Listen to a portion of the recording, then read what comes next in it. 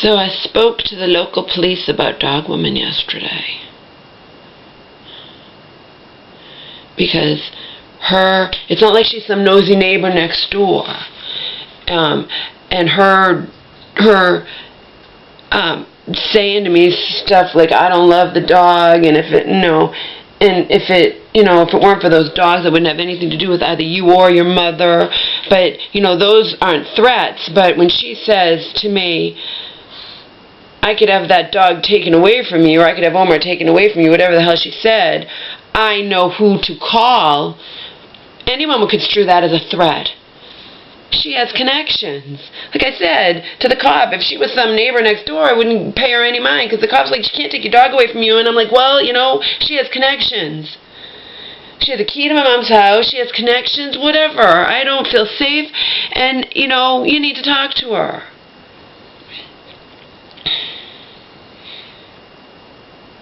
I also asked about Angel. I explained the whole situation. She was very nice. She listened to me. And I asked about Angel. I'm like, if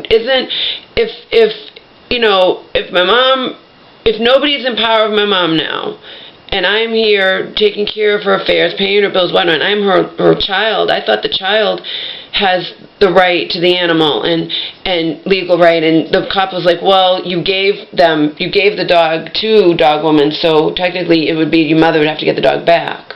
I'm like, all right, well, that's whatever, because she pushed me to this. I wanted Angela to be happy with that woman who fostered her when my mom was coming the last time, and when I was living with Bobby, But you're gonna you can't just be happy, Dog Woman, that Angel gets to have someone who can be with her all the time.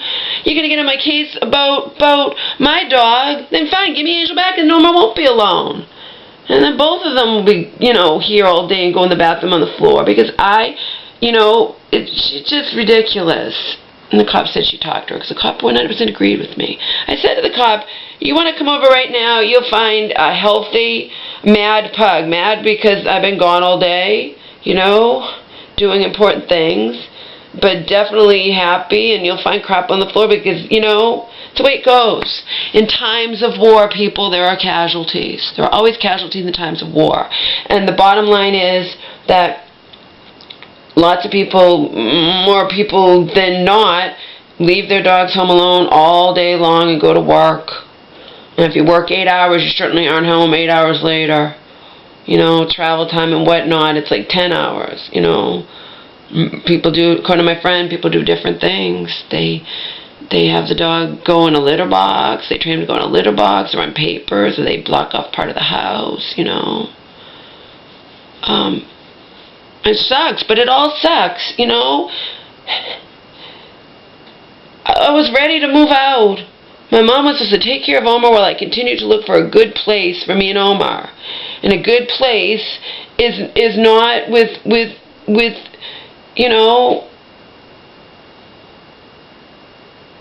probably not with a guy, because he could possibly, it's just a guy alone, could have ulterior motives. I don't want to live with a guy. I did that with Bobby, and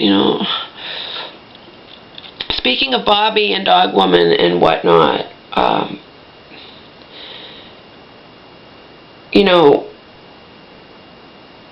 Dog Woman was undeniably good to me and my mother, undeniably, long before I met Dog Woman, okay? My mom and I both know that Dog Woman was not being good to us because she just loved us so much. She loved the dogs. She did things for both my mother and I occasionally that had nothing to do with the dogs. But again, she's only in our lives because of the dogs, alright?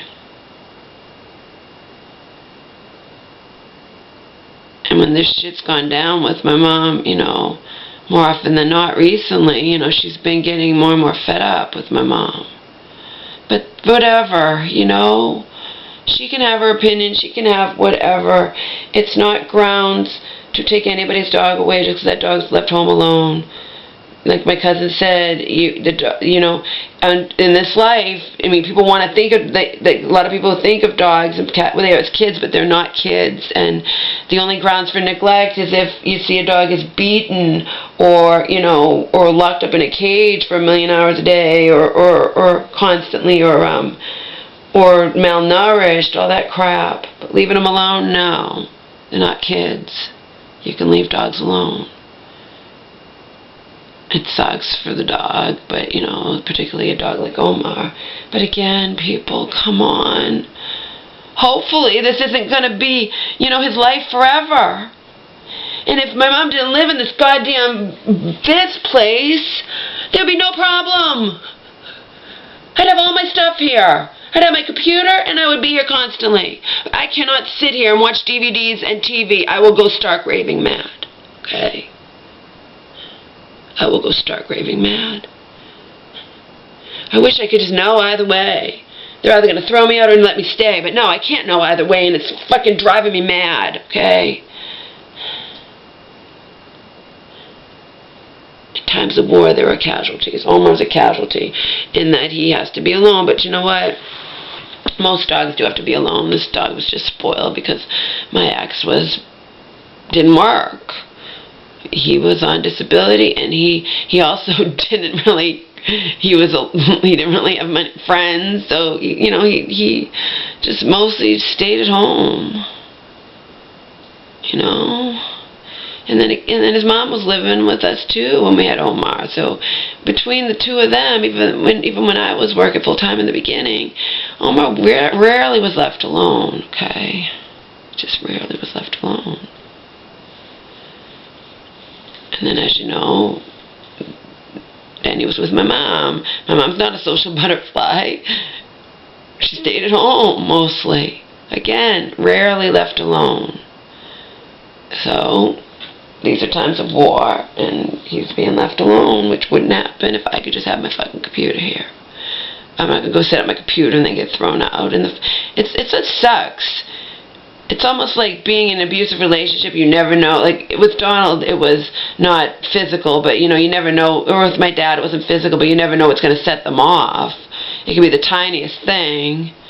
I mean, I had recently moved in with my dad. I was all messed up because I lost my mom to her insanity, and I had to move in with my father and his girlfriend and be an intruder. They didn't want me, you know. I mean, they didn't. It was you know, an intrusion on their lives, but Dad did the right thing. And I think one of my first indications that I wasn't his little princess anymore. And I'd always been his little princess remember he left when I was 2, and I'd always been his princess on the occasional visits with them, you know, the outings, the occasional spend an overnight or weekend or whatever.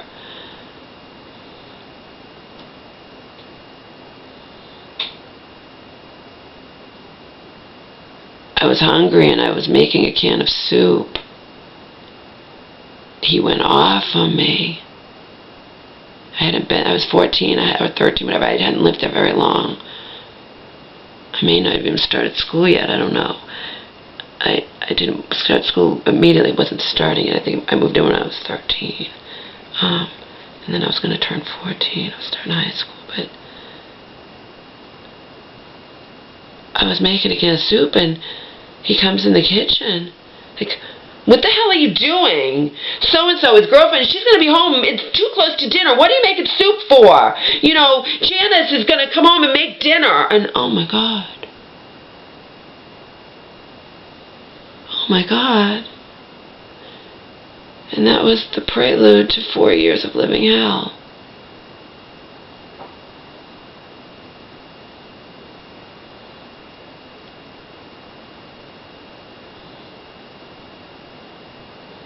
I have it written down too. All I was doing was I was hungry and I made some soup. I'm supposed to think of everything. I'm supposed to think, well, I shouldn't make soup now because Janice is going to be coming home and making dinner, and that makes me ungrateful or whatever. How dare I make soup to eat? That was a prelude to 4 years of hell. Can I take a bath? What do you want to take a bath for? What are you going to be doing in there? What are you doing, you know? And you know that was what that was implying. I don't care if my father doesn't remember what he did to me in my 4 years of high school hell. He can deny all he wants. He can live in La La Land. I know what happened, and I have it all written down, a lot of it anyway.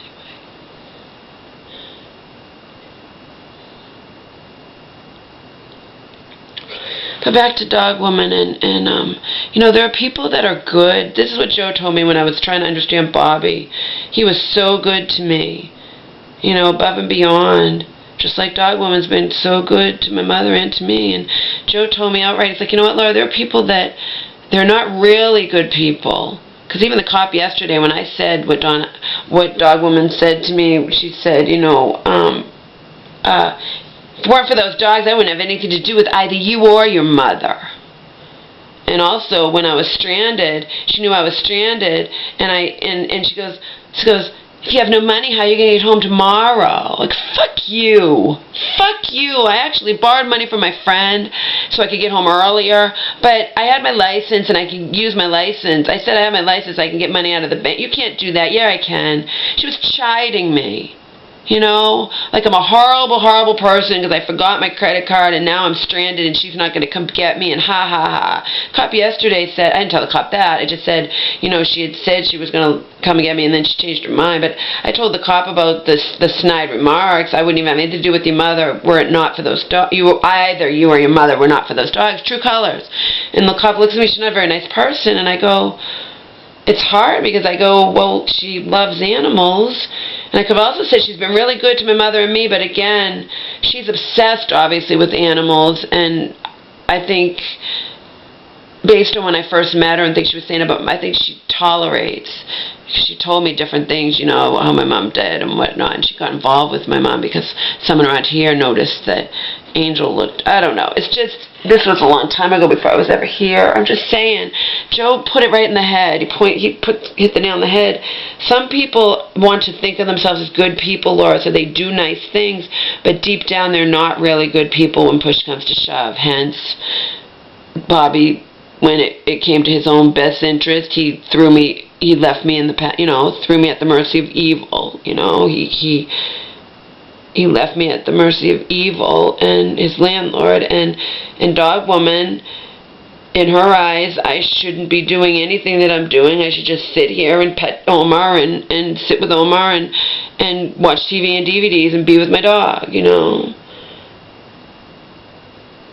And that's fanatical, that's ridiculous, and that's, you know. So I cross her by saying what I've said. You know, lots of people leave their dogs alone, and I have things I have to do, and I'm in the middle of a major war here. And you don't need to do that. You need to be on with your job. You know, and so I crossed her, and now true colors. I wouldn't have anything to do with either you or your mother were it not for those dogs. Yeah, my mom and I kind of feel that way sometimes, but, you know, you're willing to help us out, so... Even my mom was saying when she was well that she kind of doesn't think that Dog Woman's like a real friend or whatnot, you know. People do good things just to do them. I don't know. Why'd she drive me to that commitment hearing? She didn't have to. I paid her $50. I don't know. She did. She didn't have to. But my mother and I both know that she's not really a friend. It's because of the dogs.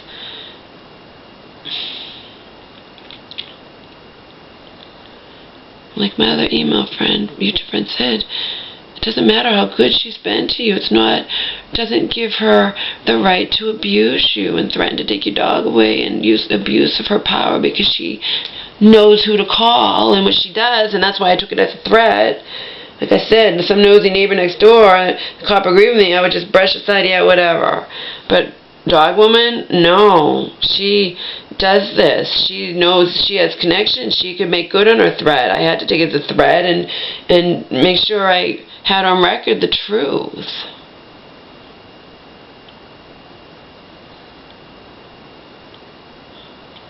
Plus, if I want nothing to do with Dog Woman, who's going to pay for stuff Angel needs? I don't know.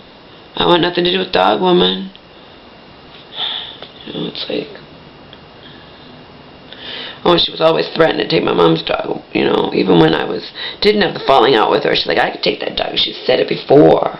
She said it months ago. She's always saying it. I could take that dog away from your mother if I wanted to. I'm tired of her throwing her weight around. I'm sick of it.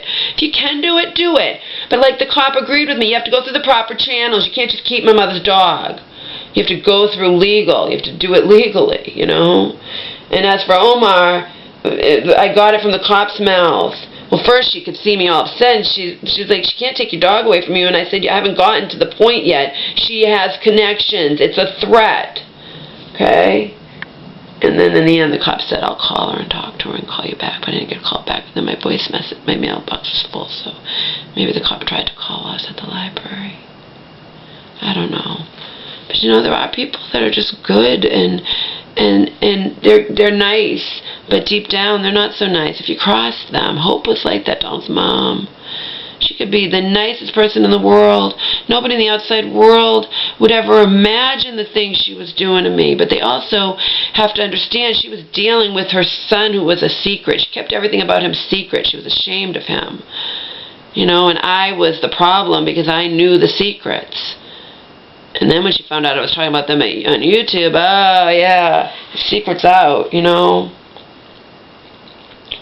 She didn't want anyone to know that her son's a raging alcoholic who doesn't work and who's been on psych disability for, you know, over 10 years. When I met him, and by the time of the end, it had been 18 years, right? No, I'm sorry, it had been 11, yeah, like 21 years, long time. And he'd lived with his mommy that whole time.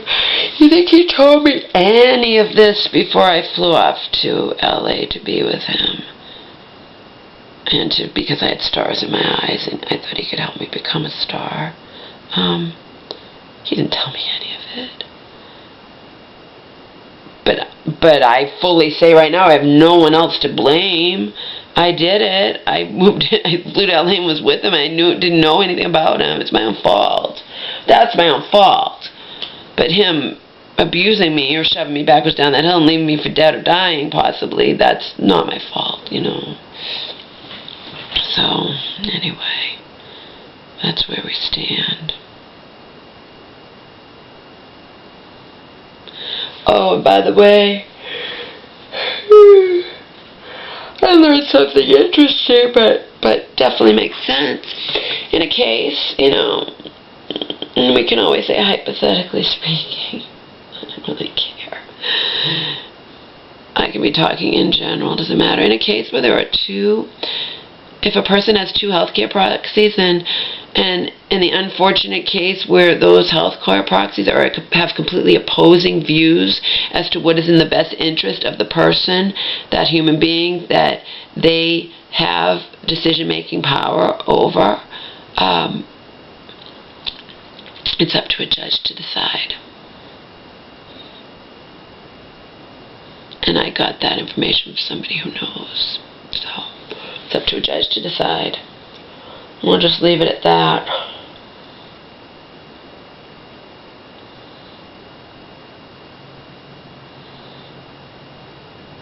Unbelievable what's going on. What's been going on.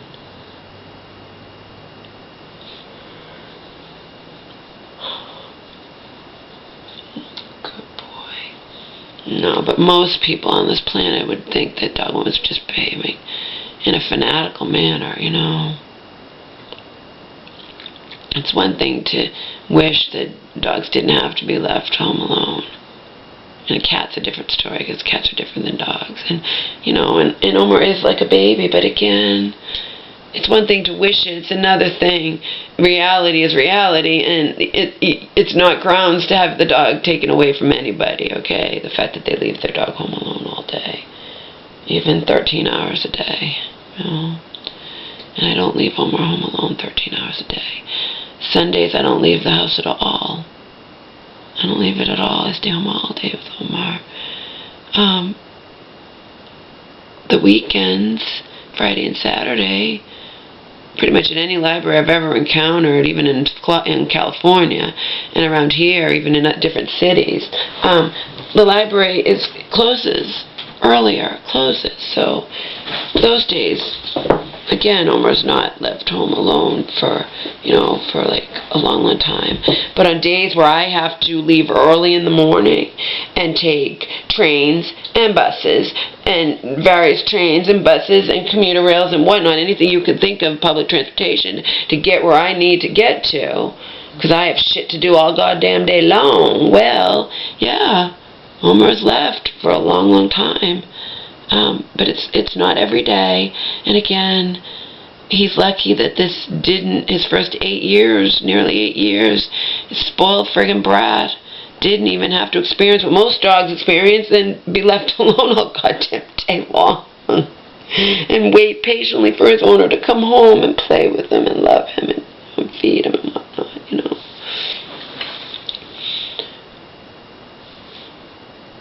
Bobby left his dog home alone. He told me sometimes he could get, I think, his dad to come over sometimes and see the dog briefly, but other times the dog was was left home alone for like 13 hours at a time and went to the bathroom on the floor if he didn't hold it. And Bobby was full of shit saying, oh, my dog never goes to the bathroom on the floor. Yeah, well, when I moved in, I saw him.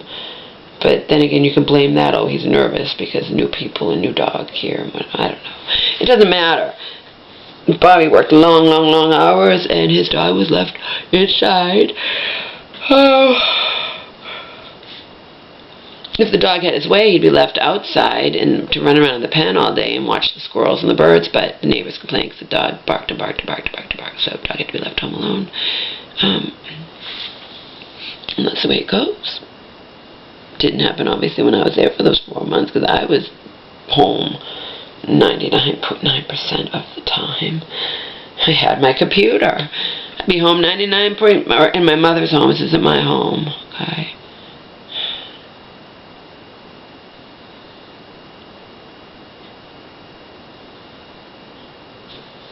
And my mother thinking stupid things like, I want her in theirs, and I want, even before she was in there, she was saying stupid stuff. Like, that was when I was, me and my cousin, what are you doing, Oma? I'm trying to get her the help she desperately, clearly needed. You just want to stay in my home. No, I don't, Mom. I really don't. I really don't. She meant like alone while she's locked up somewhere. No, sorry, Mom. I really don't want that. I want you out. I want you better. I want you on less pills, not more.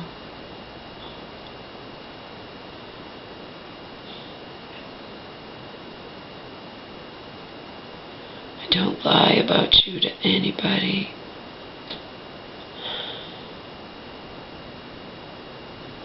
I've become the enemy.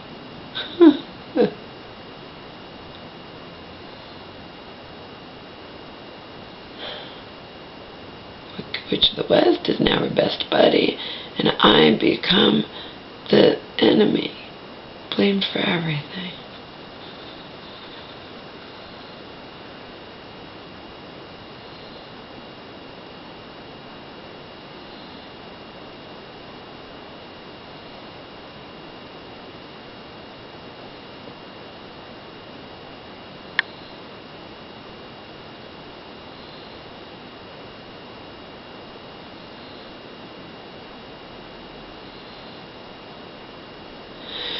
Took Homer for a 30-minute walkie-walkie. He went poo-poo.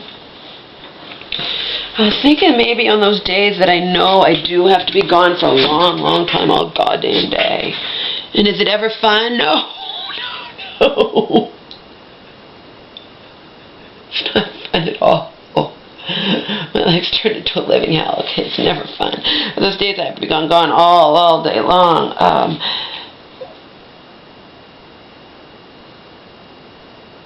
I have no choice, but, if I'm leaving real early in the morning, Omar has to be fed and he has to wait all day long. But maybe days that I'm leaving later, Omar likes to eat at 4:35 in the morning, but it might be better to feed him later so there's not so much time in between him eating, But, again, just because you're hungry, he's not going to starve. He just has to wait to eat and be hungry, he's used to eating 12 hours apart. If he has to eat longer apart than that, that's the way it goes. Times of war. There's casualties in times of war. I told you that already. Come here, you. Come here. Come here. As an aside, I don't eat meat, so of course he doesn't get meat anymore, but I've been giving him broccoli. I give him apple sometimes, if I have apple. Remember, I don't have a car, so I'm limited to whatever I carry home from, you know, the grocery store. But I have given him apple, and I made him broccoli, and he doesn't get the whole package at once, so I gave him some broccoli last night, I gave him some broccoli this morning, I gave him some broccoli the day before, you know. And that's about it. I'm still on the 6th season of The Big Bang Theory, season 6, disc 2, I think.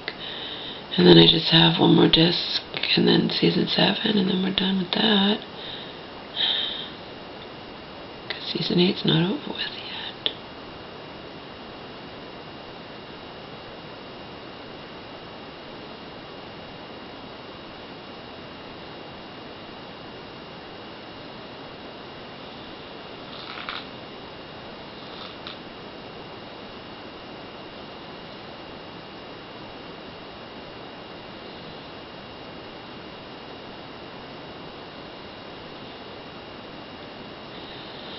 Anything else? No, I haven't weighed myself lately. Although again, my jeans fit me comfortably, and they're a size 10. They're INC boot cut, curvy, you know, designed for women with curves, curvy fit, and they're a 10, and they fit me comfortably. They're not tight at all. I guess that means that when I was 10 pounds less when I bought them, if I have, you know, they fit me comfortably. When I was weighing 175, I probably still weigh 175. It's not like I've been trying to diet. And I bought them when I was like 164 at Joe's, so obviously, I mean, they look better on me then and whatnot, but they seem to fit me the same. They don't fit me any tighter. I don't know. I don't wear anything tight.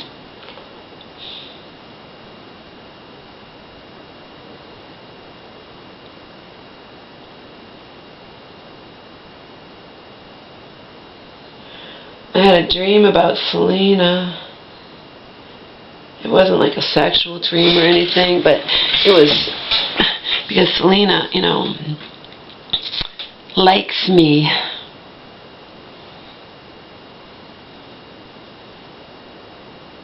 I think obviously she's bi, and I've, you know, as I told you, I've experimented when I was younger. But anyway, she likes me, and and she's left me a lot of comments that I lead them, but I don't publicize them, you know, I don't post them on underneath my YouTube videos. I had a dream about her. It was kind of interesting.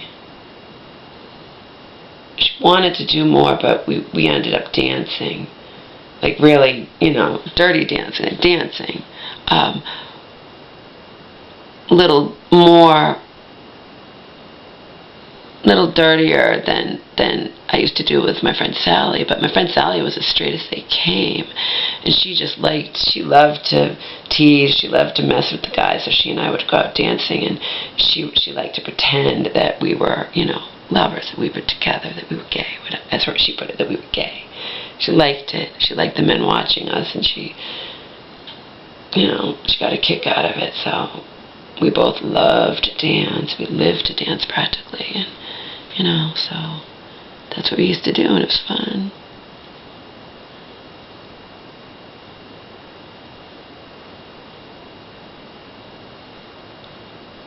Yeah, I had a dream. And I don't know what she looks like, so in the dream she just was whatever, you know, I mean. But it was definitely, in the dream, it was her from my latest fan, you know. Apparently, you know, one of my latest fan who's not just, you know. So that was kind of interesting. I'd rather dream about that. This was just last night. I'd rather dream about that than my nightmares where I have demons, you know, that I can't speak or move, and demons are holding me, you know, keeping me from moving or speaking, and you know, and whatnot. I'd rather, or, you know, I also, of course, have nightmares about the Wicked Witch of the West. And now my mom's... I mean, it's just a joke. After everything, you know, my cousin and I are just so fucking disgusted with it all. Disgusted. So yeah, I'd much rather have dreams of being, you know, of that than the nightmares I've been having. Remember, I don't sleep right lately. I don't eat right. It's not that I don't sleep and eat. It's just not on a normal thing. But then again, I'm in the shelter. I'm not on a normal thing either. So, at least here, you don't hear snoring and coughing. It's just me. And Omar snores, but not loud enough to bother me, because he sleeps with me every night and I don't hear him snoring. Of course, by the time I get home, when I'm asleep, I'm exhausted. I fell asleep real early last night without even brushing my teeth or washing my face or anything. I'm just exhausted. And the thing is, I could leave for just a couple hours and be exhausted. I could not leave at all and be exhausted because I'm emotionally drained. I'm stressed to the max. I'm stressed to the max. I'm running myself ragged.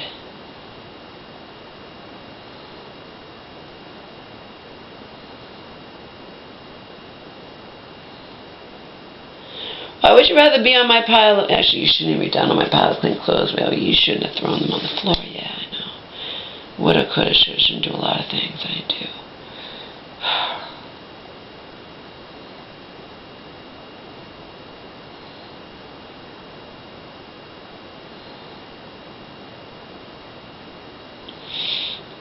That's it, I guess. Last time I went to Walmart,